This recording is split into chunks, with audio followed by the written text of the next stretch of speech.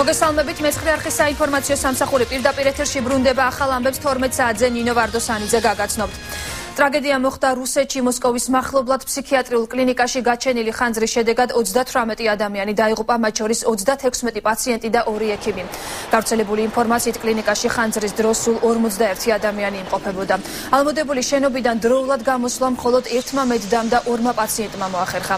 გავრცელებული ინფორმაციით პაციენტთა უმრავლესობა მძიმე მედიკამენტების ზემოქმედების ქვეშ იმყოფებოდა, რის გამოც მათ ხანძარზე ადეკვატური რეაგირება ვერ მოახდინეს. ადგილზე სახანძრო სამსახურის თანამშრომლები გამოძახებიდან 1 საათის შემდეგ მივიდნენ. წინასწარი ვერსიით კლინიკაში ხანძარი ელექტროგაყვანილობის მოკლე ჩართვამ გამოიწვია. განიხილება ცეცხლის განზრახ გაჩენის ვერსიაც. საქმესთან დაკავშირებით მიმდინარეობს გამოძიება. ცეცხლის საავადმყოფოში ღამის 2 საათიდან 3 საათამდე გაჩნდა. კლინიკაში სიგნალიზაცია ჩაერთო, რის შემდეგაც მედდამ სახანძრო სამსახური გამოიძახა. პარალელურად ადგილზე მივიდნენ დაცვის სამსახურის თანამშრომლები, თუმცა მხოლოდ 2 პაციენტის გადარჩენა მოხერხდა. ჩვენი ინფორმაციით 36 ადამიანი ისევ შენობაში რჩება. დაყოფილთა იდენტიფიცირება ამ წუთებში მიმდინარეობს. ერთი დღე პარლამენტის შუალედურ არჩევნებამდე ხვალ გახდება ცნობილი ვინ დაიკავებს საკანონმდებლო ორგანოში 3 ვაკანტურ ადგილს. ნაზალადევის, სამტრედიის და ბაღდათის ოლქებში ხვალ სულ 177 უბანი გაიხსნება. არის თუ არა ყველაფერი მზად არჩევნების ჩასატარებლად? ნუცა აბაშიძე ესაუბრა CSKO-ს წარმომადგენელს, ნუცა გისმენთ. არჩევნებამდე ერთი დღით ადრე ცენტრალურ საარჩევნო კომისიაში წინა საარჩევნო სამზადისი მიმდინარეობს. აღნიშნულ 3 ოლქზე 177 საარჩევნო უბანია გახსნილი, სადაც დარეგისტრირებულია 212,700-მდე ამომრჩეველი. მინდა რაც შეეხება დამკვირვებლებს, აღნიშნულ შუალედურ არჩევნებს დააკვირდება 20 ადგილობრივი არასამთავრობო ორგანიზაცია, 7 საერთაშორისო ორგანიზაცია, მათ შორის არის საელჩოებიც და 17 მედია საშუალება. რაც შეეხება წინა საარჩევნო აგიტაციას, საარჩევნო უბანზე აკრძალულია კონკრეტული საარჩევნო პარტიის წარმომადგენლის მაისურით მისვლა და აგიტაცია.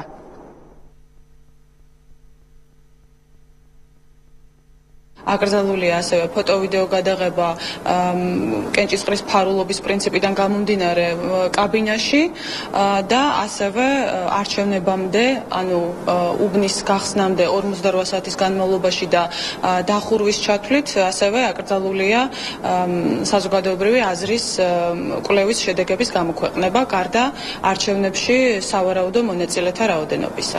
ბიულეტინები და ოქმები ოლქებს უკვე გადაცემული აქვთ. დღეს ეს საარჩევნო მასალები გადაეცემათ უკვე საუბნო საარჩევნო კომისიებს და შესაბამისად ისინი თავიდან ბოლომდე აღჭურვილები იქნებიან არჩევნების ჩასატარებლად. წინა საარჩევნო სამზადისის ბოლო დეტალებს ათანხმებენ ნაძალადევის რაიონის 25 საარჩევნო უბანში. იქ ჯერ ბიულეტენები მიტანილი არ არის, თუმცა სხვა ყველა აღჭურვილობა უკვე უბანზეა. როგორც იქ ჩვენთან საუბრისას განაცხადეს, ბიულეტენებს დღის მეორე ნახევარში ოლქიდან მიიღებენ.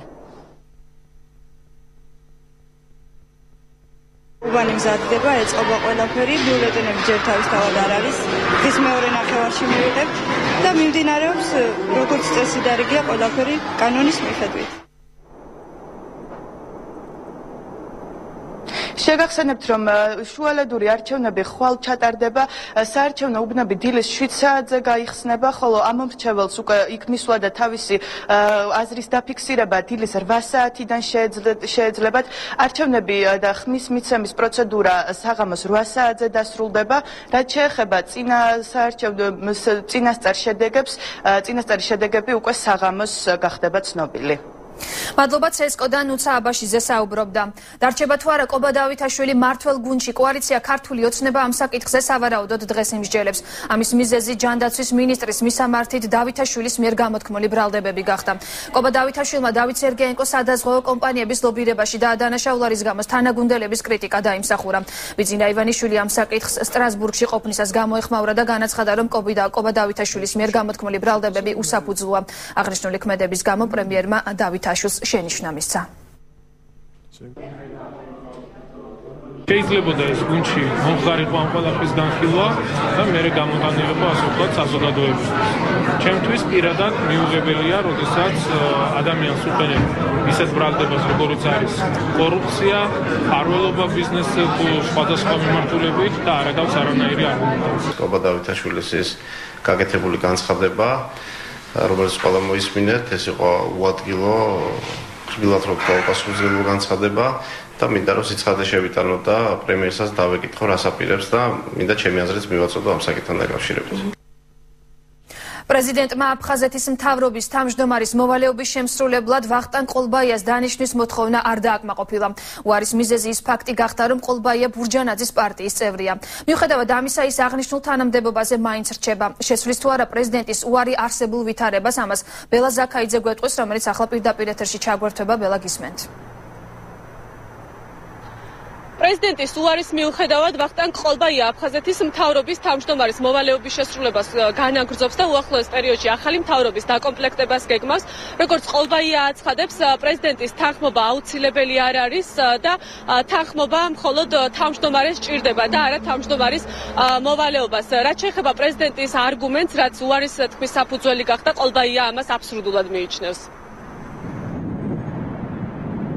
არასერიოზულია. ცინიკური რომ არა.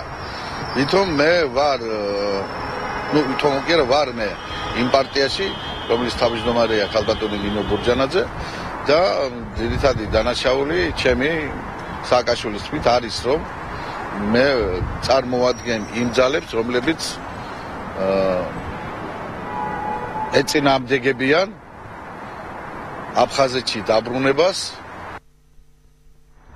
ვახტანგ ყოლბაიას კანდიდატურა აფხაზეთის უმაღლესმა საბჭომ წარადგინა, სწორედ უმაღლესი საბჭოს დეპუტატი იყო ყოლბაია და მანამდე მას დეპუტატის უფლებამოსილება შეუჩერდა. გია გვაზავა, აფხაზეთის უმაღლესი საბჭოს თავმჯდომარე, პრეზიდენტის გადაწყვეტილებას პოლიტიკურს უწოდებს. პრეზიდენტის პირველი პასუხი, რომელიც მან მოგვაწოდა, რომელიც მიზანში უწონდა თulis ამ კანდიდატურას, ეს არ ნიშნავს ვარსჯერს.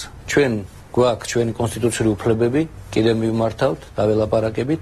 ეს მისი გადაწყვეტილებაა პრეზიდენტის, მაგრამ არის კიდე აფხაზეთის საზოგადოების დიდი ნაწილის გადაწყვეტილება, აფხაზეთის უმაღლესი საბჭოს ესე იგი გადაწყვეტილება და ვიწყებთ პოლემიკას. აფხაზეთის მთავრობის თავმჯდომარის თანამდებობა ვაკანტური მას შემდეგ გახდა, რაც გია ბარამია საგარეო საქმეთა სამინისტროში გადავიდა. დიდი მადლობა ბელა ზაქაიძე საუბრობდა პირდაპირ ეთერში. სასტუმრო თბილისი მარიოტში საქართველო-უკრაინის ბიზნეს ფორუმი მიმდინარეობს. ფორუმს, რომელიც საქართველოს პრემიერ-მინისტრმა გახსნა უკრაინის ეკონომიკური და ბიზნეს სექტორის წარმომადგენლები ესწრებიან.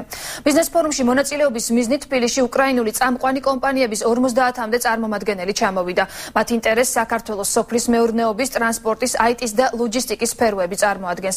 არის თუ არა უკვე საუბარი კონკრეტულ პროექტებზე. გვანცა პაპავაძე აშუქებს ბიზნეს ფორუმს და ის ახლა პირდაპირ ეთერში ისაუბრებს. საქართველო-უკრაინის ბიზნეს ფორუმი პრემიერ-მინისტრმა გახსნა ბიძინა ივანიშვილის თქმით, მსგავსი შეხვედრები ორ ქვეყანას შორის ბიზნეს ურთიერთობის განვითარებას შეუწყობს ხელს. რაც შეეხება მთავრობის ინტერესს, ამ მიმართულებით პრემიერ-მინისტრი აცხადებს, რომ უცხოელ ინვესტორებს საქართველოს მთავრობა ნებისმიერი პრობლემის მოგვარებაში დაეხმარება. კომპლექსური გადასახადი არის ძალიან დაბალი.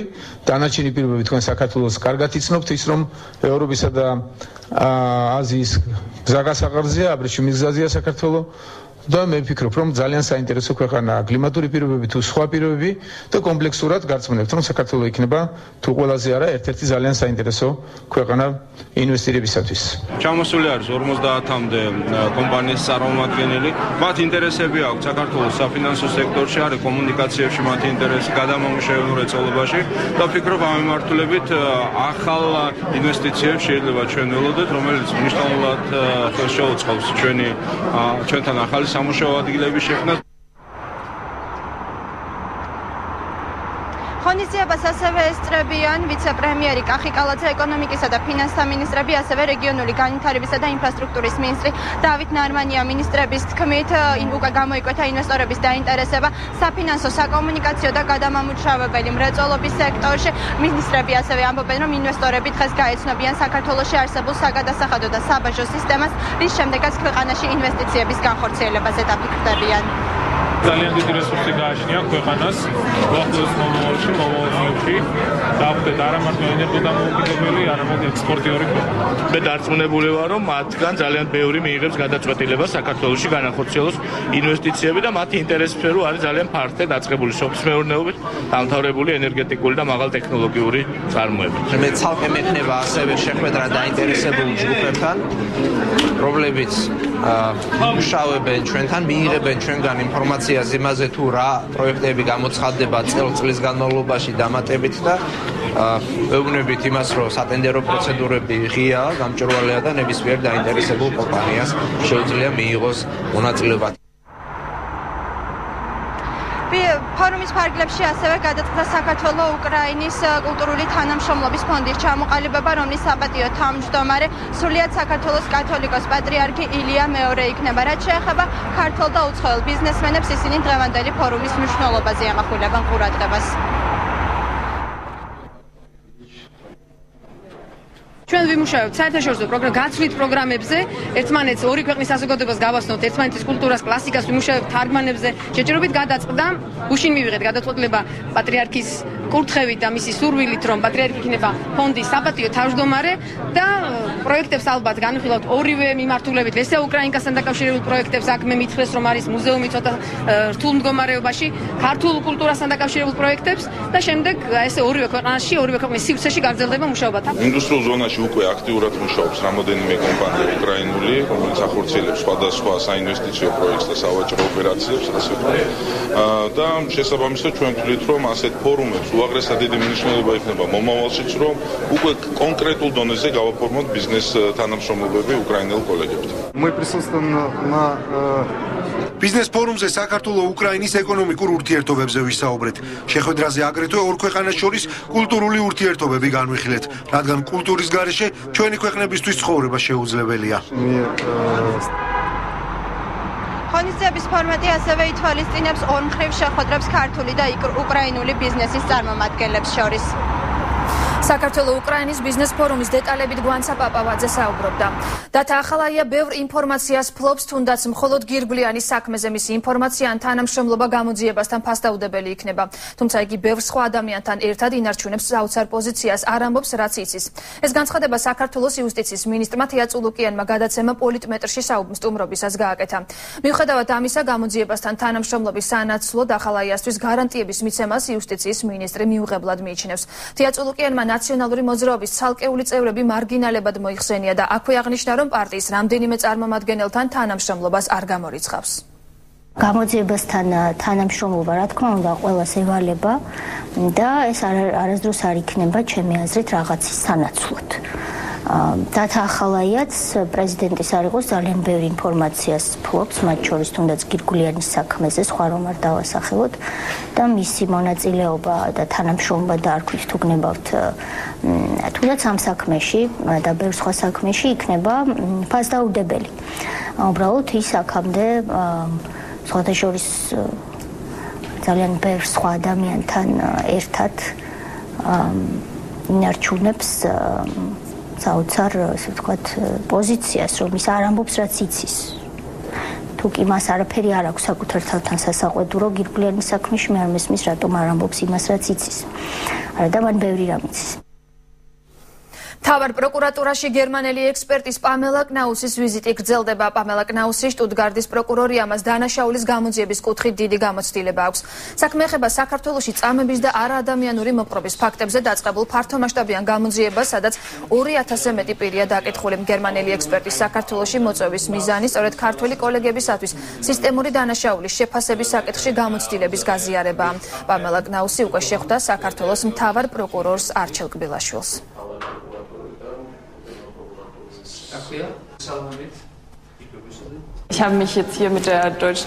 ჩამოვედი იმ მიზნით, რომ საქართველოს მხარეს გავუწიო გარკვეული კონსულტაციების სისტემური დანაშაულის გამოძიებასთან დაკავშირებით. გარდა ამისა, გქონდა შეხვედრა საქართველოს მთავარ პროკურორთან. შეხვდები საგამოძიებო ჯგუფს, სადაც გავეცნობით კონკრეტულ დეტალებს, რომელიც უკავშირდება ცალკეულ დანაშაულს. დაგეგმილია ამ ორი დღის განმავლობაში სხვადასხვა ექსპერტებთან შეხვედრა. ამ შეხვედრის მიზანი არის სამართლებრივი შეფასება გავაკეთოთ იმ ფაქტების შესახებ, რასაც ადგილი ჰქონდა საქართველოს პენიტენციალურ სისტემაში. კერძოდ 2012 წლის 1 ოქტომბრამდე ფიქსირდებოდა პატიმართა მიმართ წამების, ცემის და არაადამიანური მოპყრობის ათასობით შემთხვევა. ჩვენს მიერ გამოძიებული იქნა ეს შემთხვევები და ფაქტები იქნა დადგენილი მსგავსი კანონდარღვევების შესახებ. შინაგან საქმეთა სამინისტროს აჭარის მთავარი სამმართველოს თანამშრომლებმა მკვლელობის ბრალდებით 33 წლის მამაკაცი დააკავეს. დაკავებულმა 22 აპრილს ბათუმში ბარცხანას დასახლებაში ცეცხლსასროლი იარაღიდან 3 გასროლით სასიკვდილო დაჭრა 7 ჯერ ნასამართლების სამუელ ეგიზაროვი, რომელიც საავადმყოფოში გარდაიცვალა. გამოძიებამ დაადგინა, რომ მკვლელობის მიზეზი შურისძიება იყო. ბრალდებული ჩადენილ დანაშაულს აღიარებს. გამოძიება სისხლის სამართლის კოდექსის 101 მუხლით მიმდინარეობს, რაც 7-დან 15 წლამდე პატიმრობას ითვალისწინებს.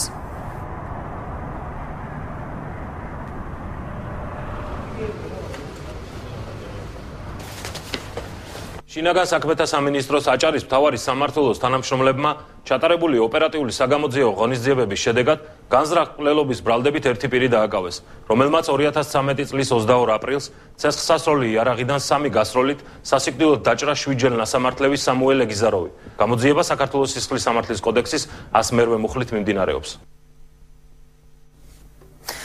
დღეს ინტელექტუალური საკუთრების მსოფლიო დღეა. ინტელექტუალური საკუთრების მსოფლიო ორგანიზაციის მიერ ეს თარიღი 2001 წლიდან აღინიშნება და მას საქართველოს უერთდება. საკპატენტის სათაოფისში საზეიმო მიღება გაიმართება გამოვლინდებიან ის კომპანიები და ფიზიკური პირები, რომლებიც სხვადასხვა სფეროში ყველაზე აქტიურად იცავენ თავის ინტელექტუალურ საკუთრებას, გამოგონებას და სასაქონლო ნიშნებს. დღესვე გამოვა საკპატენტის პერიოდული გამოცემის IP საქართველოს სპეციალური ნომერი, რომელიც ახალგაზრდა ქართულ გამომგონებლებს და ხელოვანებს ეძღვნება. ზოგადად საქართველოს უერთდება მთელ სოფლიოს ინტელექტუალური საკუთრების მსოფლიო ორგანიზაციის მიერ არსებობს სპეციალური უკა, სადაც აღინიშნება ეს დღე და საქართველოს მონიშნულია როგორც აქტიური წევრი, აქტიური მონაწილე ამ ღონისძიების. ზოგადად ინტელექტუალური საკუთრების დაცვის კუთხით საქართველოს ბოლო პერიოდში ბევრი რამე გაკეთდა, კიდევ ბევრი რამე გასაკეთებელი, უკეთესად იყოს დაცული ჩვენი ინტელექტუალური საკუთრება, ეს იქნება თქვათ სასაქონლო ნიშანი, გამოგონება თუ აღმოწარმოების დასახელება. 10 ქართველი მოსწავლე და 1 მასწავლებელი 1 წლით დიდ ბრიტანეთში გაემგზავრება. დიდი ბრიტანეთის სკოლის დირექტორთა ასოციაციის პროექტების ჯგუფმა 2012 წლის ოქტომბერ-დეკემბერში საქართველოში პირველი შესარჩევი კონკურსი ჩაატარეს. გამარჯვებულ კანდიდატებს შესაბამისი სერტიფიკატები გადაეცათ. დღეს სერტიფიკატები მათ საქართველოს განათლების და მეცნიერების სამინისტროს ადმინისტრაციის უფროსმა ლევან ქებურიამ გადასცა.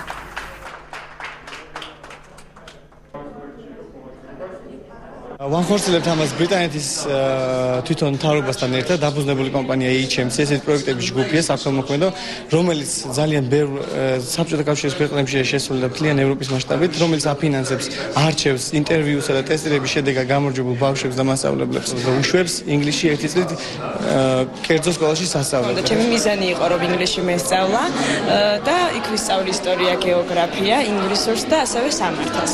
ძალიან მიხარია, იმიტომ რომ ჩემს მომავალ პროფესიას ესაგნები ძალიან გამოადგა, მით უმეტეს ინგლისში მიღებული ცოდნი და ჩემს მაქსიმუმს გამოვიყენებ, რომ სასარგებლო და წარმატებული იყოს ინგლისის გატარებული წლები.